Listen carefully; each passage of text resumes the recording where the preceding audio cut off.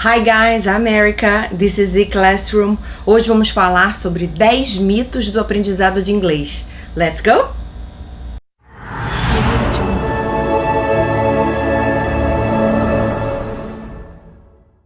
Então, gente, antes da gente continuar o vídeo, não esquece de dar seu like, assinar o canal e clicar no sininho para notificação.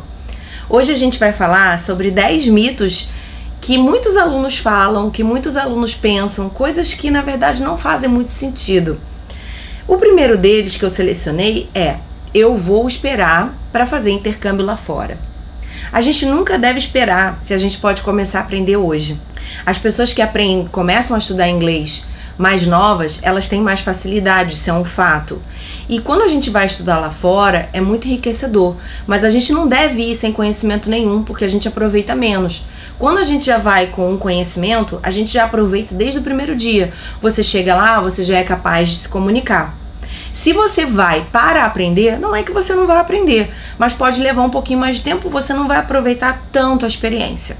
Segundo mito, é melhor aprender com um professor nativo. Nem sempre isso é verdade. Como eu falei no meu outro vídeo, pra gente dar aula, a gente precisa ter diversas habilidades, saber a língua, ter o conhecimento linguístico, mas também saber passar, saber ensinar. Nem todo estrangeiro sabe ensinar. Ele também não vai entender os problemas que um brasileiro tem. Quando um brasileiro está aprendendo inglês, ele tem algumas dificuldades específicas. Às vezes um verbo que não tem em português. Então um professor que é brasileiro, ele vai saber entender melhor as dúvidas desse aluno. O terceiro mito: aprender como se fôssemos crianças. Bem, gente, impossível isso acontecer, porque a gente não é criança, número 1, e segundo, porque a gente já tem uma língua 1. Para a gente adquirir uma língua 2, são outros mecanismos que o nosso cérebro utiliza. É claro que a repetição, por exemplo, a correção por uma outra pessoa do que você está falando, isso é importante, isso faz parte do aprendizado, mas não é exatamente como aprendemos quando crianças. Mito número 4. Eu quero aprender a pensar em inglês. É claro, gente, que no nosso ideal, a gente quer aprender inglês e ser fluido, assim como a gente é em português. Só que é impossível pensar em inglês, porque a gente também já tem a língua 1, que é a nossa língua materna, e a língua 2, ela requer outras conexões do nosso cérebro para a gente poder se comunicar. É claro que quanto mais fluente e quanto mais prática a gente faz essa comunicação entre a língua 1 e a língua 2 de maneira mais rápida. Por isso que quanto mais tempo você estuda e quanto mais novo você começa, mais fluido você é na língua 2. Mito número 5. Eu não levo jeito para inglês.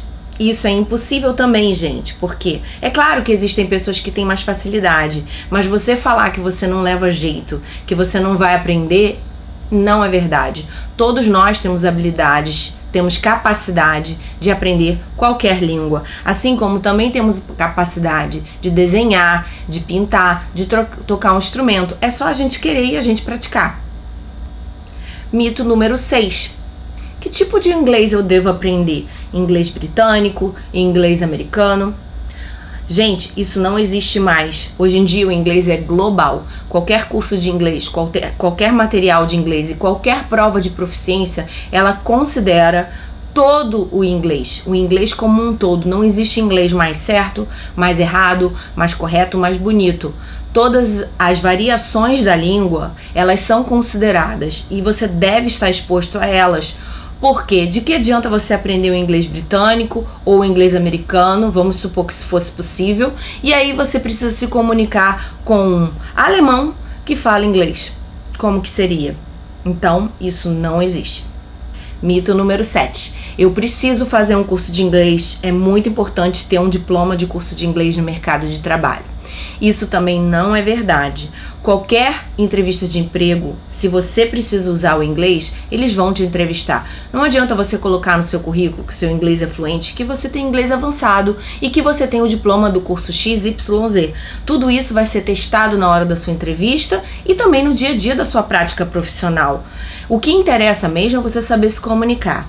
É claro que fazer um curso de inglês é o melhor caminho para quem está começando muito novo, para quem é adolescente. É uma maneira barata e prática de você aprender uma língua.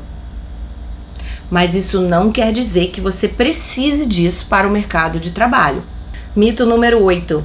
Eu sei inglês, mas eu não sei falar. Gente, impossível. Quando a gente sabe uma língua, a gente se comunica nela, transitando pelas 4 habilidades.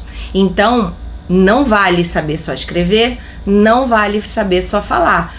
E também não vale saber só as regras de gramática. De que adianta você saber as regras de gramática se você não sabe aplicar aquilo numa situação comunicativa? Então, quando você sabe realmente uma língua, você transita pelas 4 habilidades e você utiliza a língua nessas situações de interação. Mito número 9. Eu vou aprender sozinho. Isso também é possível, gente. Ninguém aprende sozinho. Você pode até estudar um livro de gramática, fazer exercício.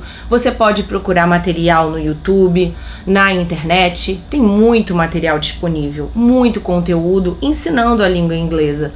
Só que você nunca aprende 100% sozinho, porque para falar, por exemplo, você precisa de outra pessoa. Não existe comunicação unilateral. Existe sempre comunicação entre 2 pessoas. Então é impossível aprender inglês sozinho. Além disso, é muito difícil você aprender inglês sozinho se você está começando do zero.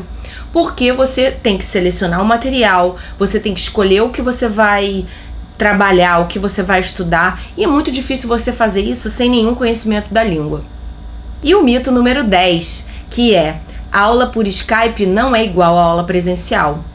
Gente, a gente está no mundo moderno, em que a comunicação pode se dar sim através de uma ferramenta como o Skype. A aula por Skype ou por qualquer outra ferramenta de videoconferência, ela só não funciona quando o professor não tem a técnica para saber utilizar essa ferramenta ou quando o aluno ou o professor não tem a internet e o equipamento adequado. A aula por videoconferência, ela possui diversas vantagens em relação à aula presencial. Uma delas é a comodidade. O professor de aula online particular, ele tem que ter preparo para fazer, porque não é qualquer um que consegue dar aula por Skype. E se ele é especializado em aula por videoconferência, ele tem todo o material para que isso aconteça. Então, gente, se vocês gostaram do vídeo de hoje, não se esqueçam de dar uma curtida, assinar o canal e clicar no sininho para notificação. See you later!